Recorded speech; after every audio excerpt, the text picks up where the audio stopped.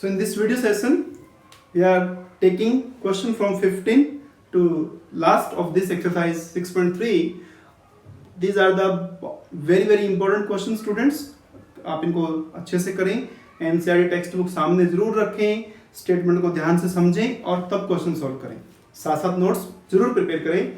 तो question number 15 लेते हैं यहाँ पर। Find the equation of tangent line of this of the curve which is parallel to this line. Second case भी है यहाँ पर, उसमें लिखा है which is perpendicular to the line. तो पैरेलल वाला मैं करवा देता हूँ, परपेंडिकुलर आपके लिए छोड़ेंगे। डिफिकल्टी है तो आप मुझसे शेयर कर सकते हैं। तो पैरेलल के लिए दिया है आपको, मतलब ये जो कर्व है आपकी, ये जो टेंजेंट लाइन है, ये इसके पैरेलल है। तो अब इसकी टेंजेंट लाइन मतलब उसका स्लोप निकलेगा, इसका भी स्लोप निकलेगा, और दोनों में क्या रिलेशन है? पैरेलल है। तो सबसे पहले जैसे हमने क्वेश्चन नंबर 7, 8, 9 किया था, by using to conditions point of contact find करना है। This is important. आप पहले जो 14 क्वेश्चन में कर चुके हैं वही क्वेश्चंस बार बार अब यूज करने हैं, लेकिन वो थोड़े मिक्स हो रहे हैं अभी। तो आप क्या करें, सबसे पहले जो 1 दिया है आपको, डिफरेंशिएट करें 1 को, differentiate 1 with respect to x। तो you will get dy by dx 2x minus 2। आप इसको नाम दे दें m1। डेरिवेटिव से घबराने की जरूरत नहीं है, यहाँ पर डेरिवेटिव बहुत इजी है, ठीक है ना। तो बस कॉन्सेप्ट आपको क्लियर करना, अपना कॉन्सेप्ट याद रखना है। तो डेरिवेटिव किया 2x minus 2, इसको अपने m1 नाम दे दिया। अब स्लोप ऑफ दिस लाइन निकालना है। नाउ स्लोप ऑफ लाइन जो गिवन है उसको अपने नाम दे दिया m2, और आप चाहे तो भूल गए तो डेरिवेटिव कर लीजिए। 2x का डेरिवेटिव 2, y का डेरिवेटिव dy by dx, 9 का 0 equal to 0, dy by dx will be 2 here. और अगर आपको स्लोप का कॉन्सेप्ट याद है तो minus coefficient of x divide by coefficient of y। बच्चों आप इसे भी यूज कर सकते हैं, ठीक है।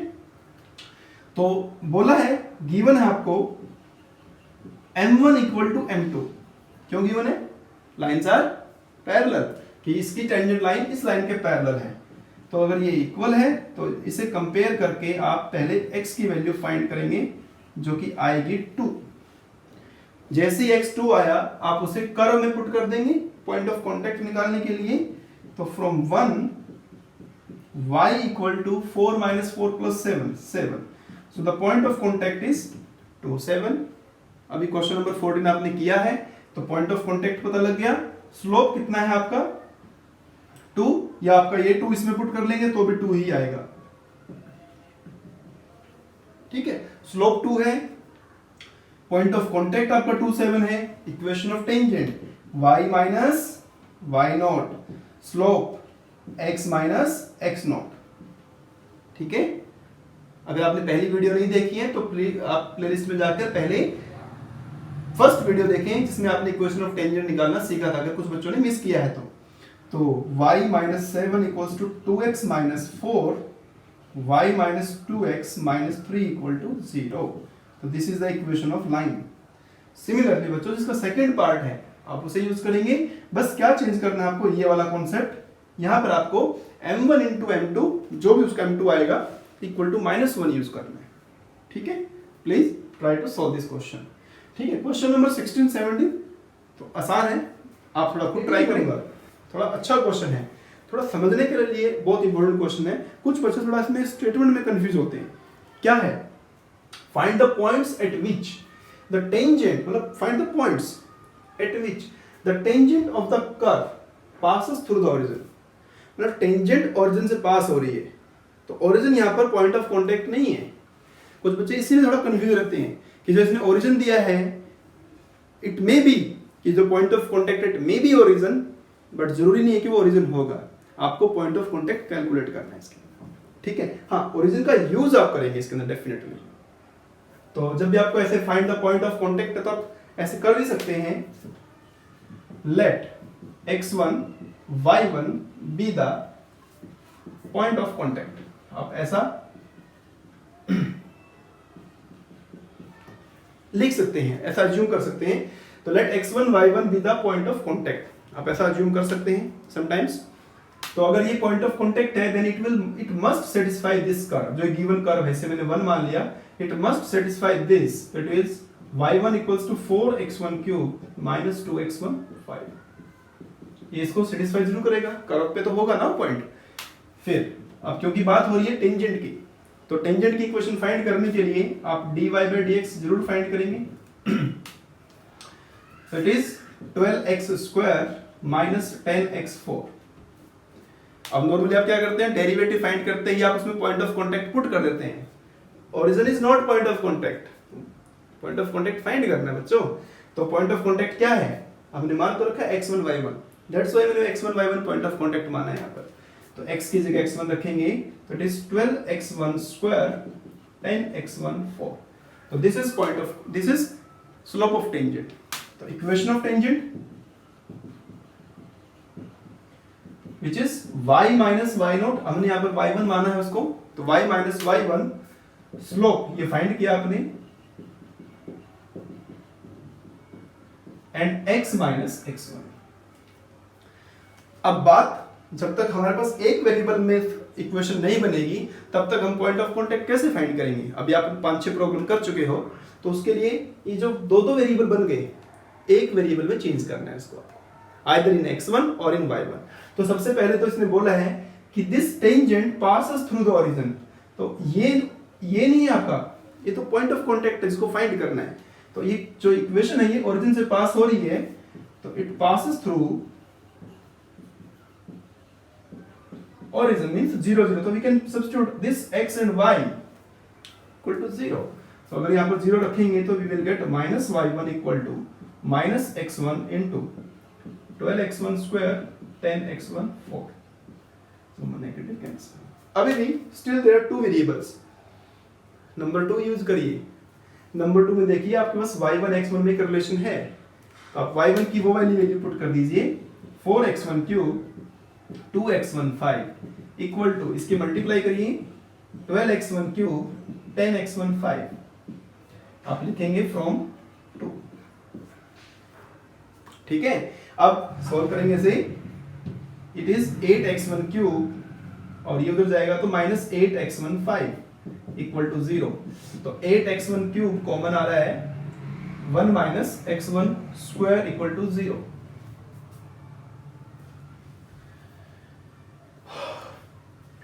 तो आइदर x1 0, जैसे कि मैंने आपको पहले कहा था पॉइंट ऑफ कांटेक्ट में भी ओरिजिन हो सकता है, और x1 is plus minus 1।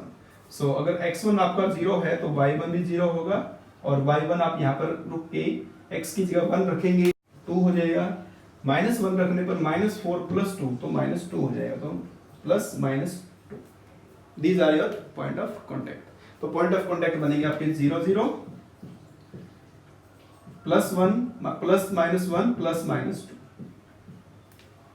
Coming to question number 19, here we need to find all points at which the tangent to the curve is parallel to x-axis। So tangent is parallel to x-axis, it means कि आपका जो slope है 0 है, but this is implicit form। तो मैं थोड़ा solve कर रहा हूँ इसको।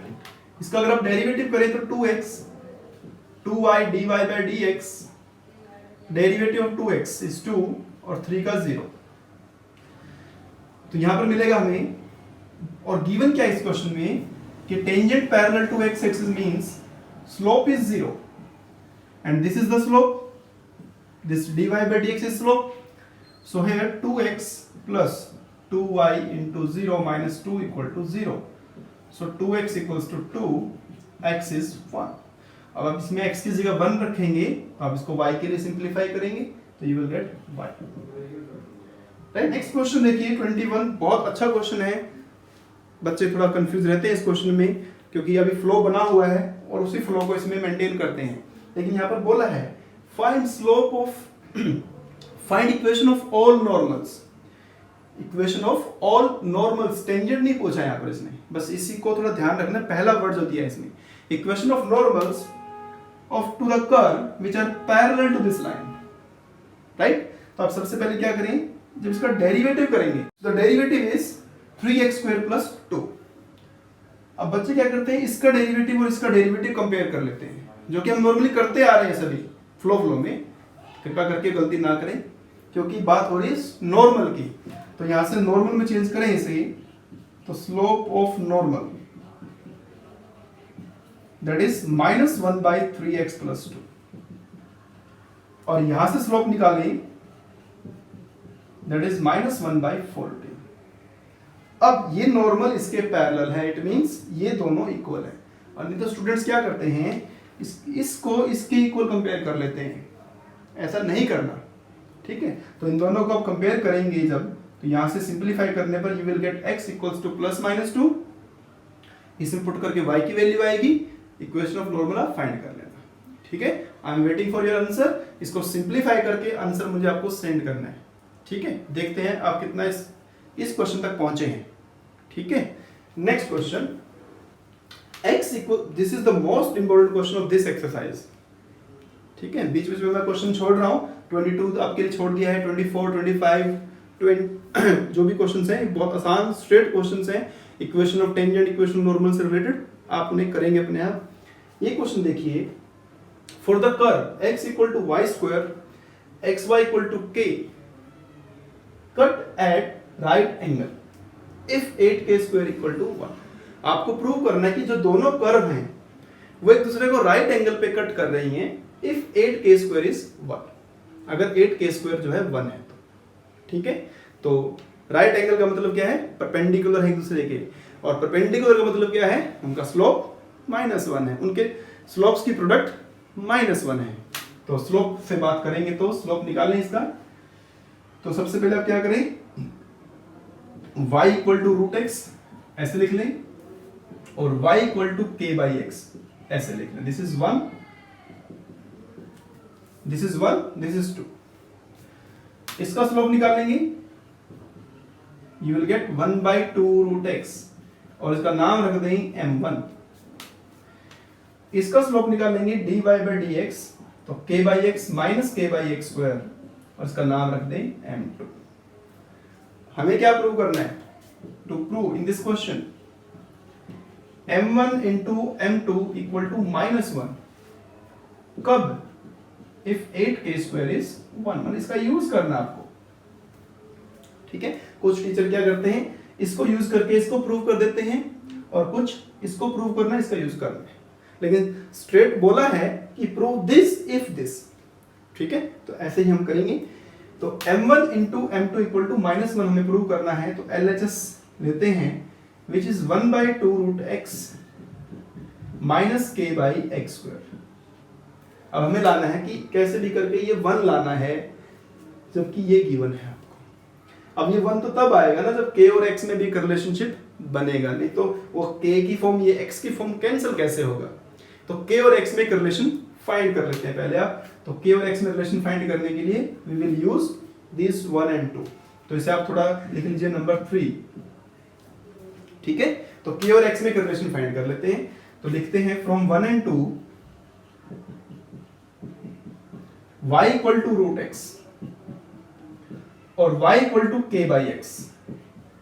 सो यहां से k की वैल्यू आएगी x√x।